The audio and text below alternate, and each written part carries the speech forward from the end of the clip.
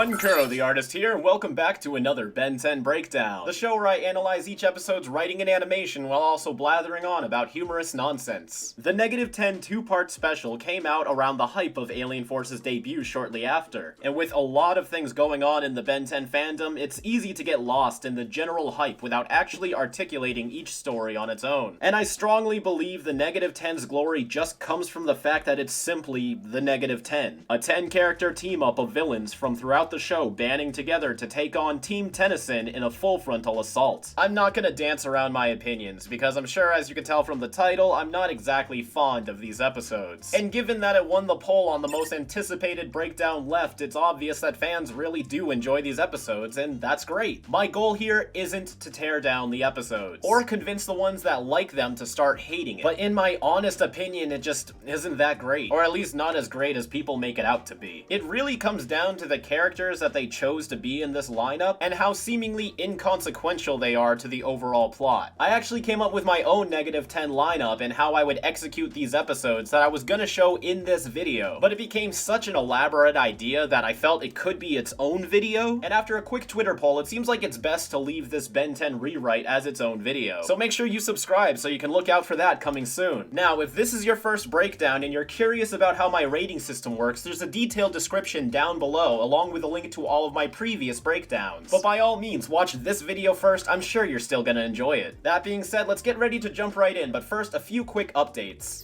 Now, last week during my Ken 10 breakdown, I asked you all to give me your favorite Arctiguana caption for this picture, and I've since selected my favorites. But to help the pacing of this video, I'm going to save it for an ending montage. So make sure you stick around till the end of this video to see if your comment made the cut. And now, a word from our sponsor. Ever go outside and give a random stranger all your information, including your social security number, credit card information, and bank account info?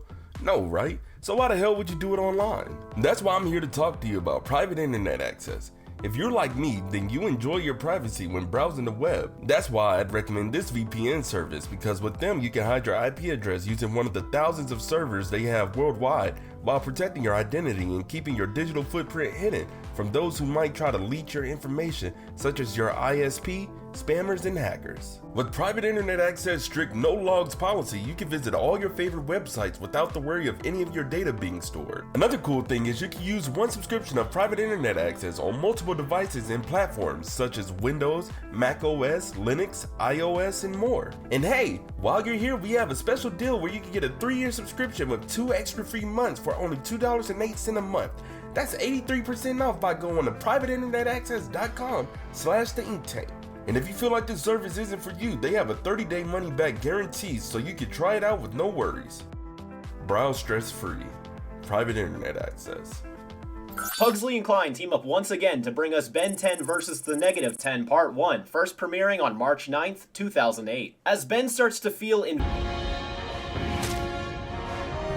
due to how easily he could take on villains now, members of the -10 start popping up all over the country in abandoned plumber bases, stealing keys to unlock a special energy source located in Mount Rushmore. As the Tennysons follow their trail, they are joined by Cooper, the grandson of one of Max's old partners. Cooper lies to Ben and Gwen about having an extra ticket for the movie they want to go see, so Ben and Gwen spend the episode trying to convince Cooper to give it to one of them. Let's see how that goes.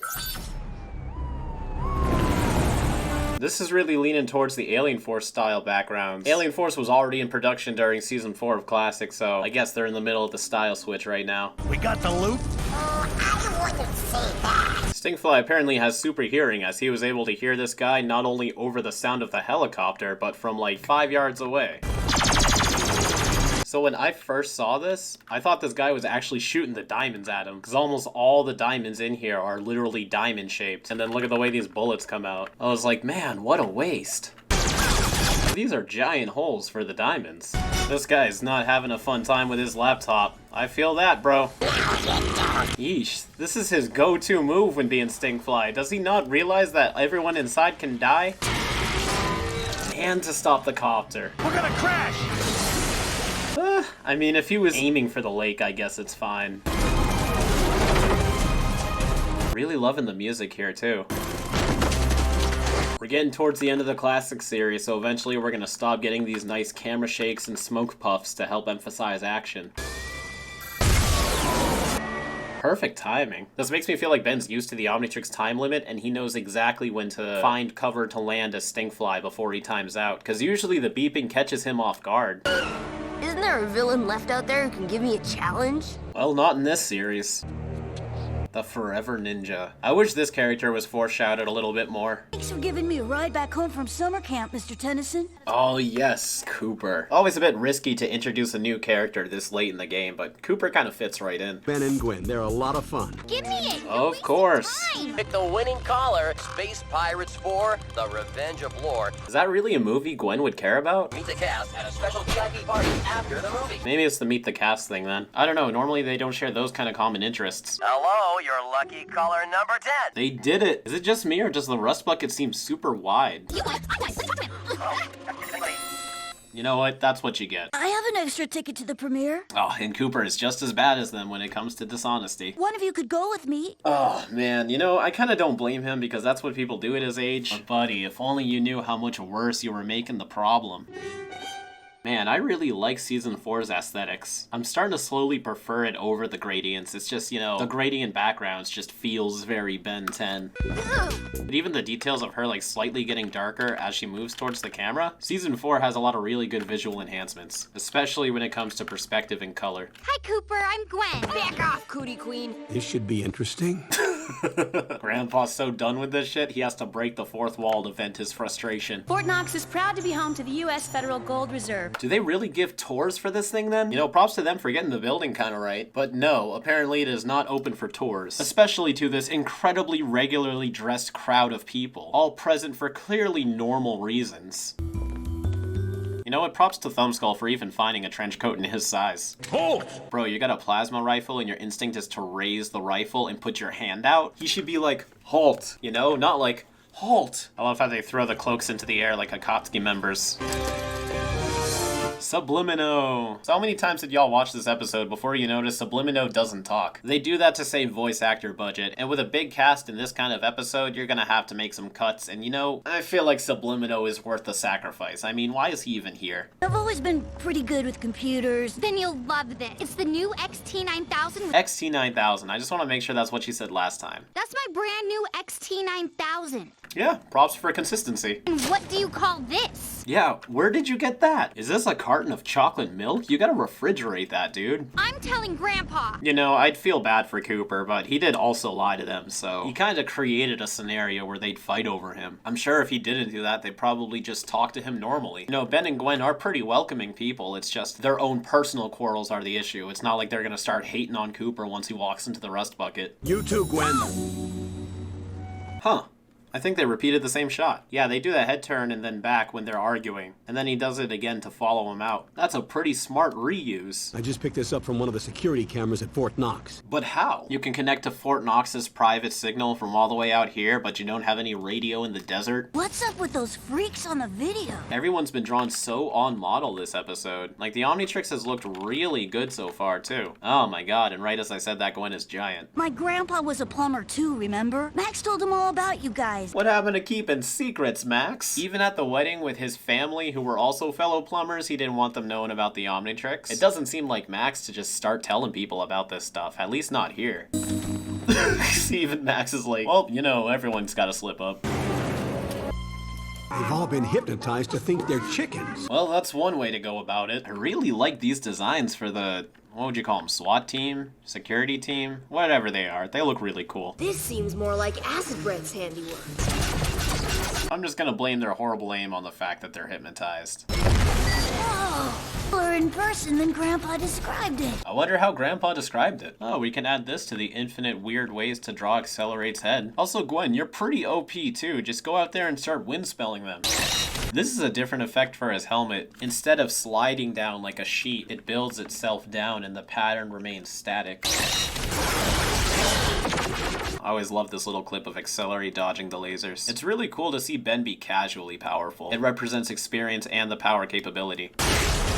Now this is a very different texture for the comic stills. We've seen hatching, we've seen black silhouettes, we've seen painted, and we've seen sketchy, and subtle variations of each of those. This one looks like a lot of painted work, but with a pattern to act as shadows. It works pretty well, but I don't like how it just overlaps the Omnitrix like a flat texture. But it's nice to see they're always trying something new. Like the way that this was painted and drawn, this looks to be drawn as a regular frame, and all of the detailed and texturing was sort of like an afterthought. This doesn't look like it was drawn to be textured and painted the way it was, but it still looks really good in the episode. Oh, I really like this pose. Look at the fingers, those are nice. Blow it up. You ever notice how a forklift is always everyone's go-to for a surprise attack?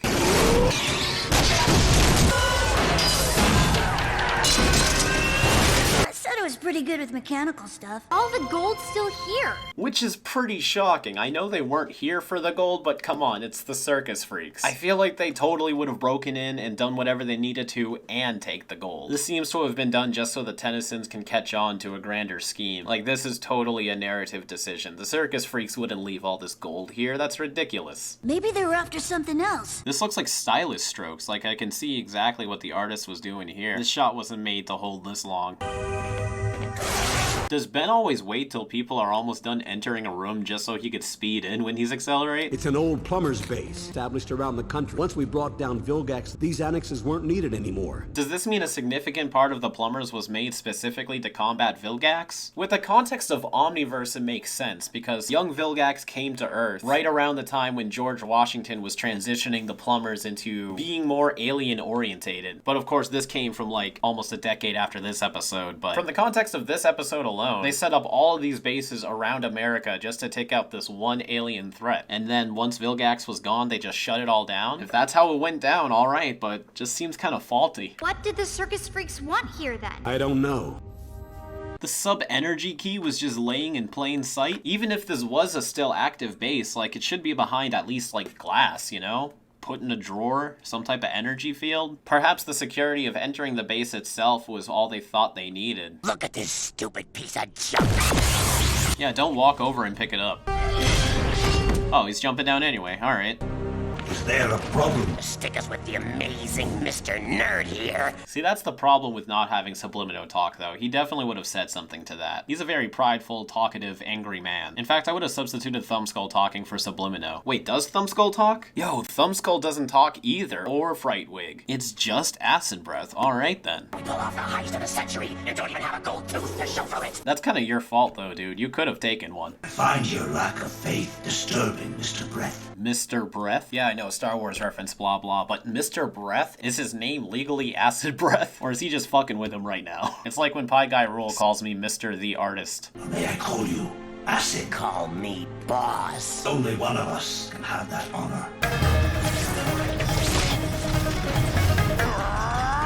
Ooh, he grunted. Maybe it was a stock grunt? Do they have to pay voice actors when they use their audio clip? I'm gonna ask Kellen.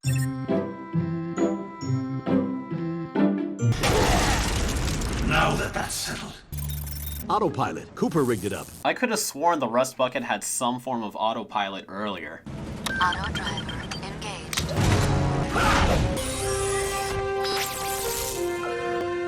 That kind of sounded like the Ultimate Alien theme.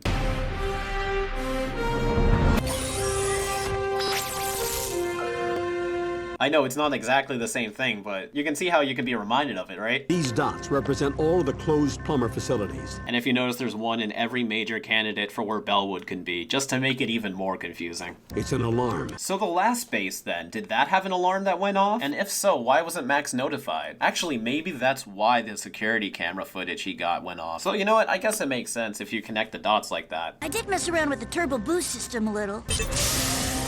Yes.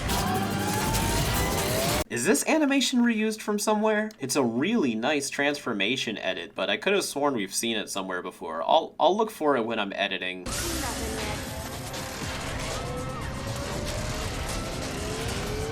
Coming up on downtown Seattle. This is pushing accelerate fast. Like, not really, but still. Like, the reaction time to these turns must be enhanced with autopilot at least, right? Please tell me that you didn't forget the super duper brakes to go with the super duper turbo.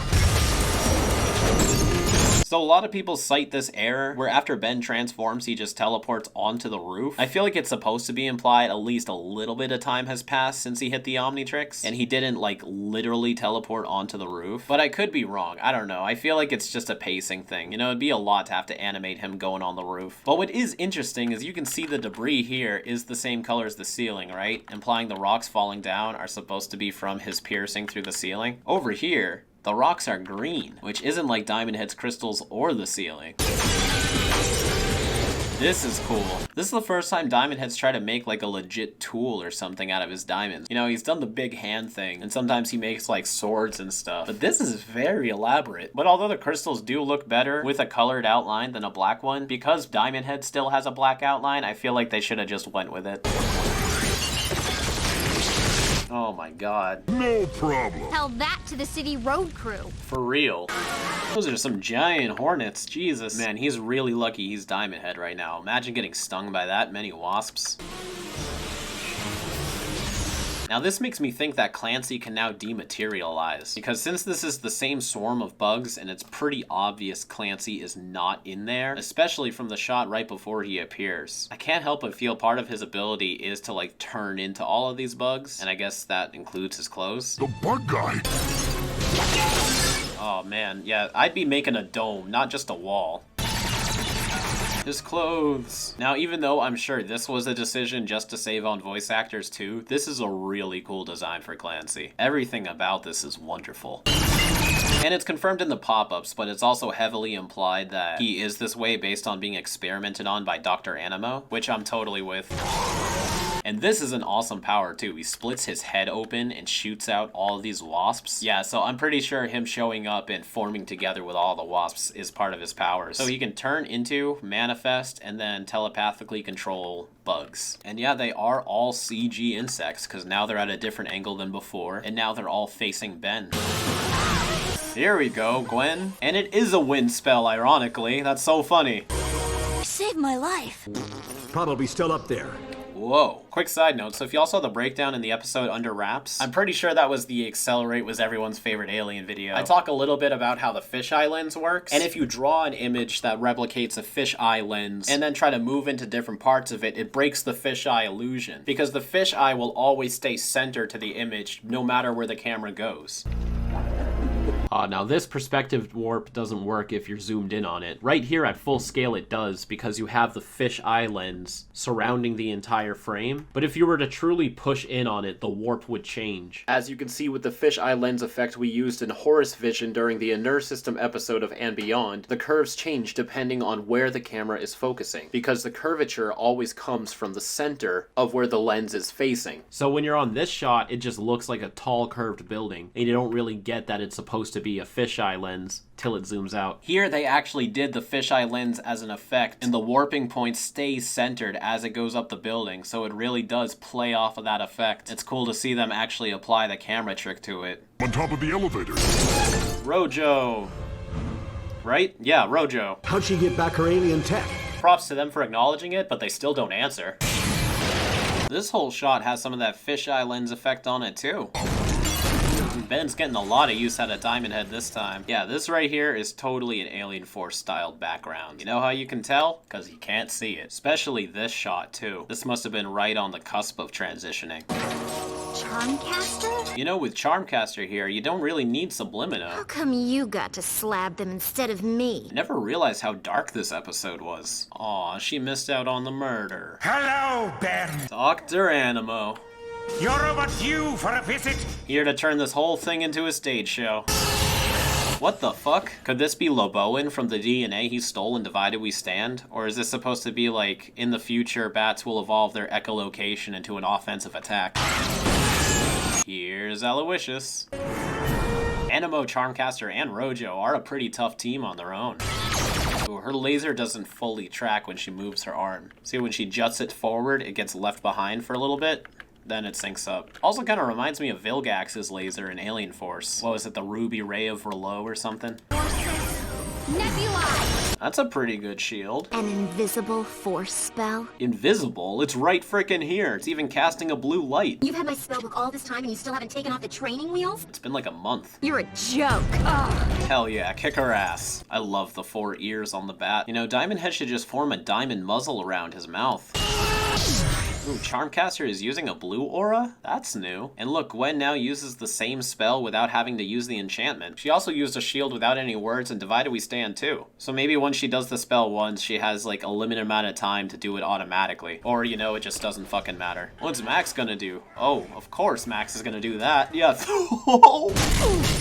Oh, I thought he threw her off the building. Oh yeah, Clancy's here. God, look at the inside of that mouth. I would not want that to be the last thing I saw before I died. The key. Man, Max is just throwing everyone. Jeez, he is so strong. Just diamond her down onto the ground. Create a cage or something, you know? Wow, he's still got a... Oh, never mind. Cooper! You want this so bad? Go get it! Oh, why though? That was not smart, Cooper. Oh no, I threw it off the building and they got it? What a surprise. So they already established that they don't have any brakes, but they're gonna use the nitro engines again. The plumbers helped capture an alien convict. Whoa, look at this guy. He's kind of like a Sonorosian. Wonder what his whole deal's about. As a show of gratitude, his race gave us a sample of what they called sub-energy. Is this supposed to be Max right here? He's kind of shaped like him, but he's got black hair. A subatomic power source so powerful. Cusco's poison. If this alien race has technology like this, then why did they need the human plumbers to capture the convict? The sub-energy was too unstable and dangerous to use. So it's like one of those gifts that you're thankful for, but you just kind of put away and be like, oh yeah, I use it all the time, good shit. The plumbers decided it should be put away for safekeeping within a super secure force field. Which Max, of course, personally bore witness to. Whoever masterminded all of this has knowledge of top secret plumber intel. How did they beat him here? This rust bucket was going crazy fast. Only thing I would buy is if Charmcaster used some type of teleportation spell. That's nuts. You wouldn't beat the rust bucket here. It's everybody. We're all here for you, Ben. It is kind of amazing that Driscoll got to coordinate all of these different people and get them to work together. I would have loved to see how he pulled this off, but at the same time, like, probably just would have been a lot of arguing and bribing and power flexing, so who really cares? Here he comes. Did he always have uneven shoulders? I never noticed that. What a neat design. Behold, the -10. Which again would only make sense if Ben actually goes by Ben 10 in the classic series. At this point, I'm just gonna assume he does, and like they just coincidentally never do it in the episodes, cause like Kevin 11, the -10, Ben eventually calling himself Ben 10,000. There's too many things that only make sense if Ben was canonically called Ben 10, and he doesn't actually start going by Ben 10 till Alien Force, so I'm just gonna assume he does, and we never hear it. Oh, man.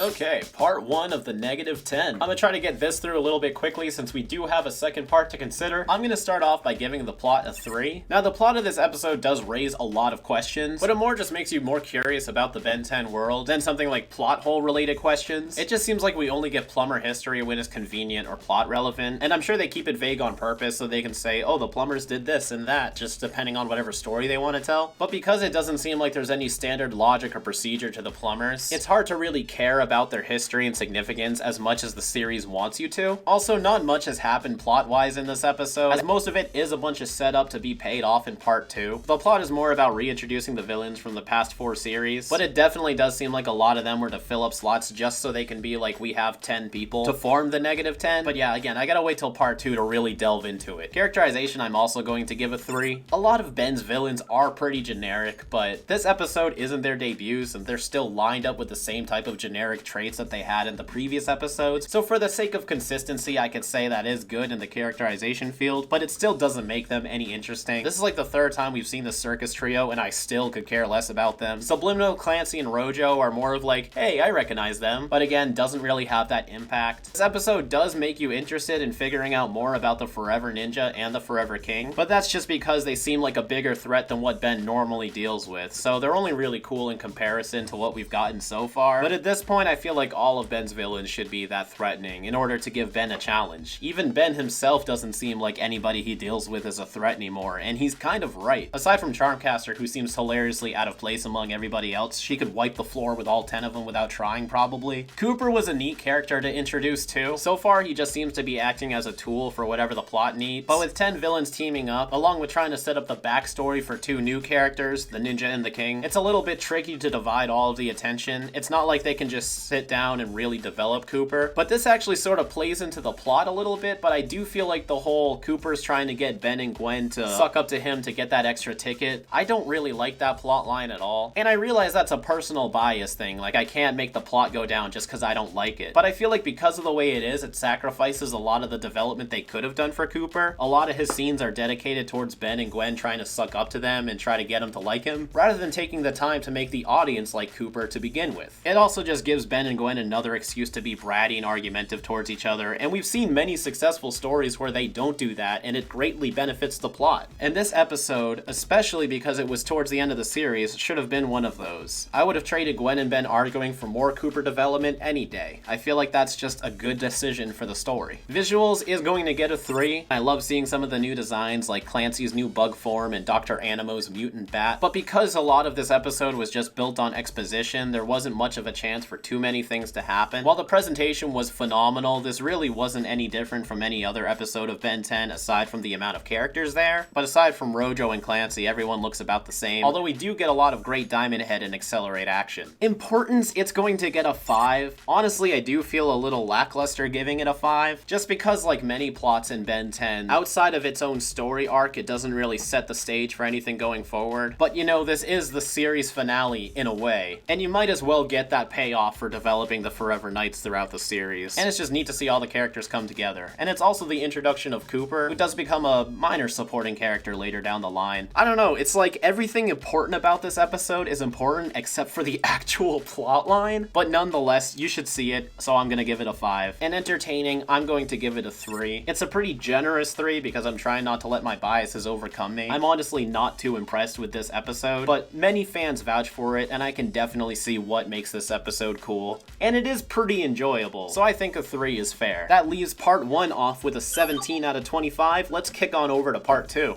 This episode continues in part 2, still written by Pugsley and Klein and also premiering on March 9th, 2008. With the negative 10 revealed, Driscoll is closing in on obtaining the sub-energy for ultimate power, and the Tennysons have one final showdown inside of Mount Rushmore against Driscoll's army of villains to protect the world from the Forever King's reign.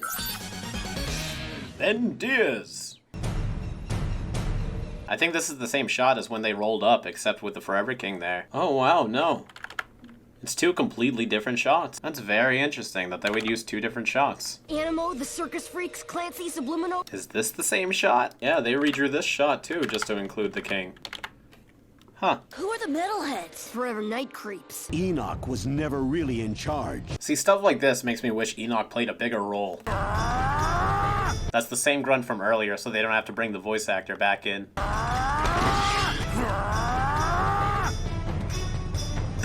That was kind of underdramatic. He runs up really fast just to stop.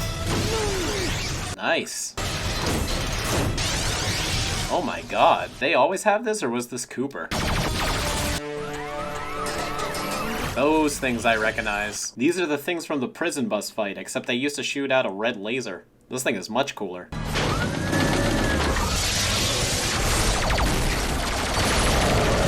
Although it goes from this to instantly having the panels flip over. They might as well just started with this frame and not included this at all. Charmcaster! See, look at this. She is like way too powerful to be here. Although even if the rust bucket can survive damage, the force of this should have at least pushed it back or knocked it over. Unless it drilled itself into the ground too. Hologram fake out. Now I wonder if this black outline around the hologram means all of these weird shapes were drawn, or if this was added to try to make the effect not look as CG as it really is. Because this kind of looks drawn. Like the shapes at least. Let's all gather around and look at the beeping. Forearms. Missing a little shoulder stripe right there. There they are. Meet you at the hatch! You know, I'm surprised they didn't take the time to escape. The holograms would have juked him out and they even waited for it to blow up. They should have just fucking left. That's awesome. This just made me realize that we're well into part 2 and they still haven't revealed Cooper's powers yet. Would have been neat if the audience already knew and like Cooper took over the rust bucket or something. Turned it into like mech armor like he does in Alien Force with all that stuff, but now I'm getting ahead of myself. Cooper, are you okay? Even if we can get to the entrance by the time I find and open the hatch. He doesn't know where the hatch is? This is Mount Rushmore, right? Cooper! Here we go. This must be still very early for his powers. I guess a mech suit is out of the question. Get on in there.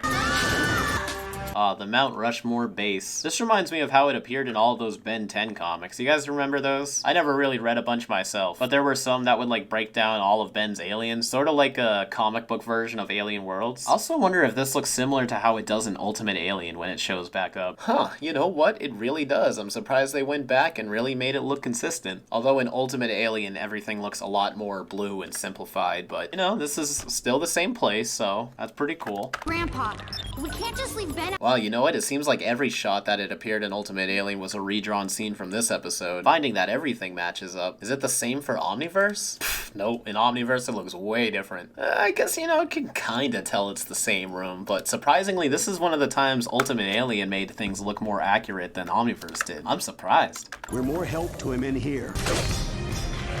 Wow, so Clancy slashes forearms his shirt, and then it's instantly gone in the same shot? That's just a little bit disappointing. Smack. I think he says that in another episode too. I don't remember which one. Why isn't anybody else jumping in right now? There we go. Just him? You know, there's like 6 other people standing around doing nothing right now. Uh-oh. Yeah, slowly walk up, just in case Grandpa's got something up his sleeve. Wow. AoE. Gallius. Man, they're surviving explosions like nothing. Why even bother at this point? Nothing will stop this little homecoming. There's something about what His Highness said that makes me wonder. That was instant. Also, I like how it says voice file 10. Like, you know, -10. He is an ex-plumber. This is why you gotta decommission them when they exit the organization. Driscoll was caught stealing high technology. Huh, so far all of the comic shots in this episode have followed the new cross-hatched pattern texture, but this one's going back to the sketchy one from Sludge Puppies. I wonder if this was drawn earlier in production. Then using it for his own benefit. Wow, and they're right outside of where they used to be. He was caught and thrown out of the plumbers in disgrace. They let him keep the uniform, though? I love how ominous these knights look right now. It's obvious Driscoll worked his way up through the forever night. Now we're back to the new patterns. That still looks a little bit sketchy, too. I'm really trying to follow the art style they're going for here. I'm having a little bit more trouble than normal. Until he became their leader. See, now this one looks different from both of them. It's not sketchy or patterns. It's just very shiny and painted. Driscoll knows Mount Rushmore like the back of his hand. He'll find a way in. Come to think of it, if he knew Rushmore that well, why'd they even wait for the Tennysons? Like, they all pose dramatically on top of a cliff before going inside. Even if he wanted some of them out there to hold the Tennysons off, he could have just gone inside with the keys. Ben's very lucky a lot of his villains are theatrical. Including 5YL Eon. I'm not being a hypocrite, but Eon being theatrical in 5YL is a genuine character trait, and it doesn't hold back any of his plans. Here, Driscoll straight up gave them the win by not just going inside. These security drones are almost ready. Pretty sweet that now they're starting to get their own army. How did you open that entrance? If I concentrate real hard, I can sort of see inside machines. By Cervantes logic, does that make him an Osmosian? Gives me a major headache. Until he gets crazy powerful with it. So does that thing just shoot anything that moves? I'm hoping Cooper's smart enough to make sure that it doesn't automatically shoot at them. Aw, yes. Which amplifies your own natural abilities. Hell yes. I'm so glad they beefed up Max for this special. You just need a little help from Heat Blast. Deep into the pits. This is the same area where they keep the Psycho-Adopter in an Omniverse, right? Oh, no, not exactly, but force field technology is the same. Well, where is it, Grandpa? I mean, I don't see why it needs to be invisible if it's in this giant force field in the middle of the room. Like, it's Pretty obvious something's there. The goggles amplify the sound of the force field. So it's a visual aid using audio. That's interesting. That dinky thing is the sub-energy? I mean, your watch is pretty small and it can blow up the universe. The material in that container is 20 times more powerful than the sun. Got an explosion big enough to blow a continent off the face of the earth. 20 times more powerful than the sun. That is insane. The container itself is impressive then. They should be studying that and try to replicate the containing technology. They would make the most indestructible weapons and home bases ever. They sealed up the door, they have attack drones, and Grandpa's planting charges. They're really prepared for this. Quit copying me! What are all these stats supposed to mean? What are you guys doing? Winner gets your extra ticket. See, all of that just kind of did nothing. I don't see why we still need Ben versus Gwen plots in Season 4 when they got a whole new character to try to develop. Mutant prairie dog. Look at the teeth on that thing. The doctor is in. So underneath the usual transformation effect this time, they also have some micro bubbles for where the Omnitrix used to be. I think we've seen this animation pattern a few times too. This is probably a reused element as well. Wildmutt's pretty strong to match the strength of this prairie dog. Yeah, fuck him up, Max.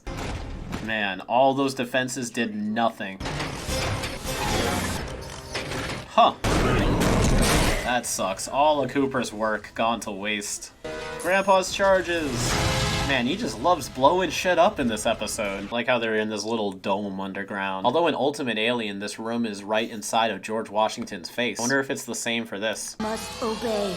Attack Tennyson. Oh, Cooper got possessed. By who, though? Who could have done that? Oh, this is Grandpa Max's exosuit. Sublimino must have gotten to Cooper during the fight outside. Oh, Sublimino. Right, I keep fucking forgetting he's here. You didn't even see him, though. There's a POV shot of someone sneaking up behind him, and then Sublimino hasn't even been here the whole final fight.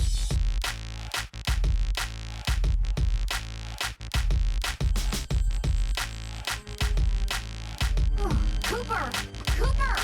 Are you okay? He's hypnotized. Yeah, EMP him. Thanks. Shut him away for now. No matter what happens to us, we can't let the Forever King get away with the sub-energy. We understand, Grandpa. Grandpa's asking them to kill themselves for this, and they're agreeing. You know what? That's kind of sweet. That's the Tennyson strength right there. Magic. And this is one of the coolest shots in the whole show. Kind of ruined by the fact that when the dial pops up, it remains in place and pops up. But whatever, it just looks like a cool version of the Omnitrix. And Grandpa's got the exosuit on. And now everyone's here. Left to run, Tennyson. Who's running, Metal Mouth? Nice solid hook from Grandpa, smacking the prairie dog right in the face. What's happening back here? Sublimino's trying to hypnotize Gwen? How is she defending from herself? She's just not looking directly at it? Laser beams! Mercutius Verdictus! Kakarot! Correct me if I'm wrong, but the Forever Ninja's revealed at some point to be a robot, right? I love how the background gets warpy as they're doing their spells. You see this rippling effect over everything? Go, Grandpa! So because the robo hands are rotating, Grandpa's hands aren't really in there. The exosuit probably slides over like this and he like controls it with some type of finger techniques. Because there's no way his hands are actually in there. So we saw some of iGuy's laser beams, now we're seeing some lightning. And I love this right here. This is my favorite thing iGuy's ever done. He merges his eyes together on his shoulder. And then it creates an ice beam. But it's not exactly like an ice beam. It kind of shoots out electricity that turns into ice. iGuy was so freaking cool. He's also probably the only alien in the classic series that made like the least amount of sense. Next to the mummy, I guess. I love that. Ben just jumps in ready to join the fight and times out, so he just walks away. An explosion. What was that, Max? It's Ben with a gun. The keys. Wait, why is it drawn this small? Usually it's the size of like a basketball. We've been spending way too much time trying to see who's better. Really? Only like 4 seasons. At least you guys don't have to worry about that, right? Oh yeah, they all fall for this. We all know Animo's next in charge. Charmcaster is the one with all the potential. Those are both very correct statements. I'm tougher than all of you. More like more ambitious. You get real. Stop the Forever King. Yeah, bigger gun. Wait, where did this entrance come from? Oh, this thing is pretty neat. See, this is why they gotta invest in the sub-energy container technology. Would have survived that. Your trip has just been canceled. That's also one of the standard plumber rifles that Max is seen using in a flashback, and what he shoots Eileen with too. Cool seeing Ben get in on this action also. His armor is compatible for it. Maybe he did study the technology. Do you think he could still see when he's shooting out the laser? In fact, the whole stature for this armor is much bigger than an average human, especially what we've seen of Driscoll in the flashbacks. Like, I wouldn't be surprised if his head is really down here or something, and this is all just extra bulk. Wait, why are we fighting each other? Why aren't they escaping while you guys fight? Wasn't that the plan? So glad that they decided to make it in too. Don't slow down once you see this beam or anything. That is pretty smart though, trapping them all in here. Yeesh. Did I miss anything? Upchuck. Oh, this didn't digest. Just turned green. These rocks seem to have a faint glow around them as they go up through the smoke, probably just to make them a little bit more visible. Ben has the power of 12 suns within him. Traps Driscoll in his beam and is able to spin him around. It's really surprising Driscoll survives this. Look at that. He's gone. For now. That 20 suns thing must be an exaggeration. Oof. So just like in Secrets, isn't this like a popular tourist site? Wouldn't there be people that have witnessed this? Cooper's missing his 3. There is no extra ticket. I figured you guys wouldn't even talk to me unless you had to. That's such... I guess I'm just really frustrated that this small plot line about the tickets denied us some solid Cooper development, but I mean, at least he shows back up in Alien Force. He just leaves. Come on, let's go. We're burning daylight. So if you didn't catch that, that's the first line he says in the pilot episode. Come on, Ben, let's go. We're burning daylight. So Grandpa starts and ends with the same thing. So similar to the first time they tried doing a 2-parter, it seems like a lot of the effort was put into the setup, and they figured the hype of the setup would carry it through to the end. But I can't say I was satisfied with a lot of these conclusions. They waited till this part to start weaving in the fact that Cooper actually had abilities, but instead of having him be a contributing factor in the final resolution, he gets sidelined by a character that we don't even see. After part 1, all of the extra villains in the -10 in this part just seem like complete fodder.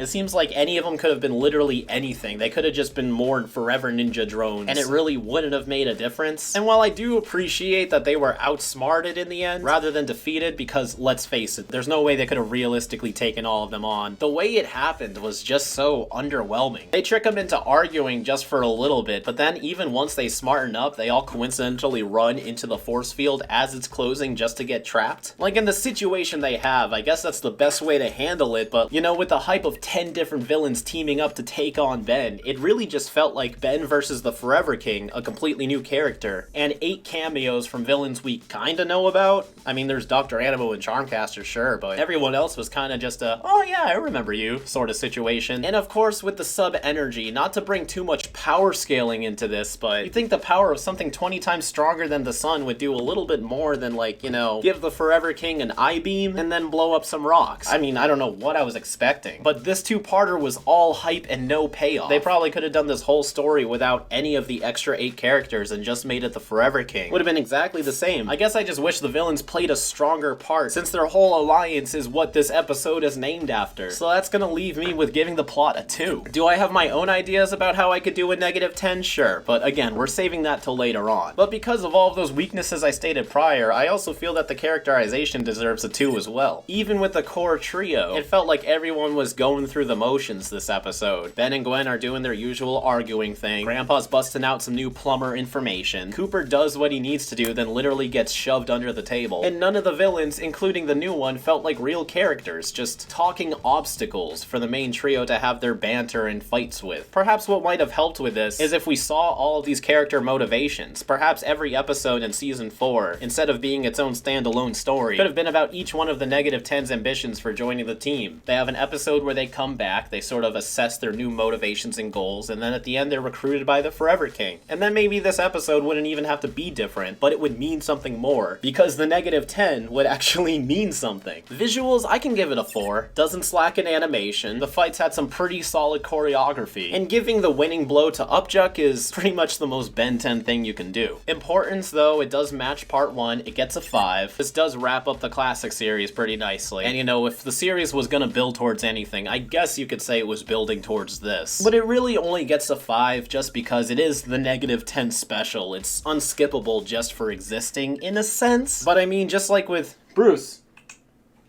But I mean, just like with anything in this episode, it doesn't exactly connect to much. I mean, you see Rojo's back in the game, so when she shows up in Ultimate Alien, it's not that weird. And Driscoll does come back in Ultimate Alien too, but you never see him unmasked. He doesn't really talk about this event at all. In fact, for the longest time, when he showed up in Ultimate Alien, I didn't even realize that he was also the Forever King. So if it wasn't for the fact that this was sorta a series finale, and it was like the -10 episode, I kinda don't feel like it's that important at all. But yeah, I guess in the grand scheme of things, you do have to see it. It is the -10. And entertaining, I'll give it a 3. There's a lot of surprises thrown in there, and yeah, it is pretty cool seeing everybody come together. This is just not the way I would have executed it, but it's not even so bad that I wouldn't rewatch this. You know, it's neat seeing the plumber base, and Cooper, when he's on screen, and when he's not just acting as a plot anchor for Ben and Gwen, he can be an enjoyable character. So that leaves this episode off at a 16 out of 25. Honestly, not as bad as I thought it would be, but it's certainly not something to obsess over, at least not for me. With these ratings out of the way, let's head on over to the roadmap.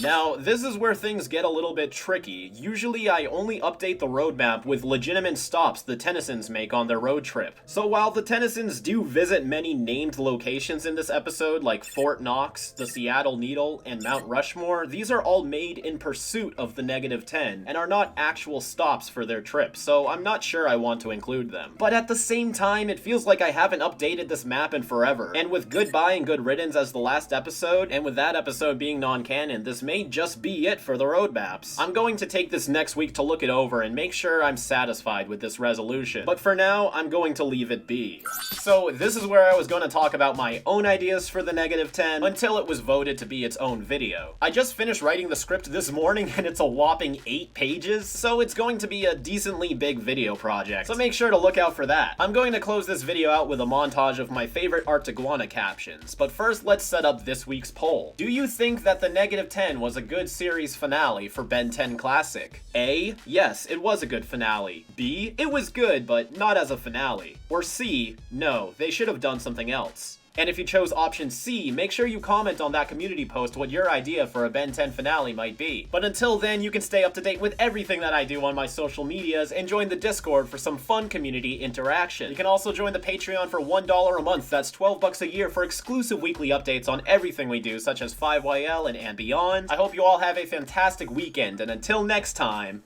keep it fizzy.